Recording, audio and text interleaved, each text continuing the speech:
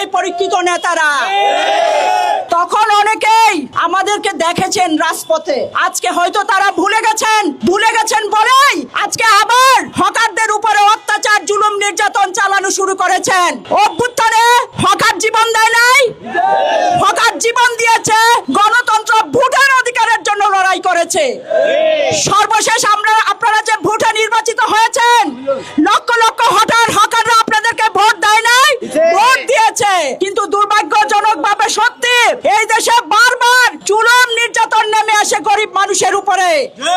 আমরা দেখলাম বিএমপি থেকে একটা হকার উচ্ছেদের নোটিশ দেওয়া হয়েছে, আর মেডিকেল কলেজের, ঢাকা মেডিকেল কলেজের সামনে থেকে সর্বোচ্চ হকার উচ্ছেদ প্রক্রিয়া চলতেছে। কমিশনার সাহেবকে খালি আমি জিজ্ঞাইতে চাই যে এই দেশ সম্পর্কে আপনার ধারণা নাই এবং হকার্স ইউনিয়ন সম্পর্কে আপনার ধারণা নাই, আপনার মানুষের প্রতি দরদ নাই, আইন শৃঙ্খলার ব্যাপারেও আপনি সুনির্দিষ্ট জানেন বলে আমার মনে হচ্ছে না। কারণ ঢাকা মেডিকেল আরো কয়েকটা জায়গায় উচ্ছেদের পরে সেইখানে মহিলা সহ, বাচ্চা সহ হকাররা কি বলেছিল, আমি যদি দোকান করে খেতে না পারি তাহলে আমাকে কি করতে হবে, একটা অন্যায় পথে যাইতে হবে।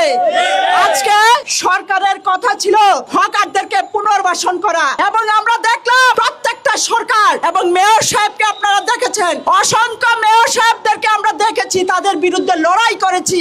তাপস সাহেবকে দেখেছি, সাইদ খোকন, তাদের বিরুদ্ধে চোখে চোখ রেখে আমরা লড়াই করেছিলাম। আর এখন আপনারা আবার নতুন করে আসছেন, 1.5 মাসও তো হয় না এই সরকারের, এসেই কিভাবে গরিব মানুষের উপরে জুলুম চালাচ্ছেন এইটা আমি স্পষ্টভাবে এই সরকারের কাছে জানতে চাই সংগ্রামী বন্ধুরা।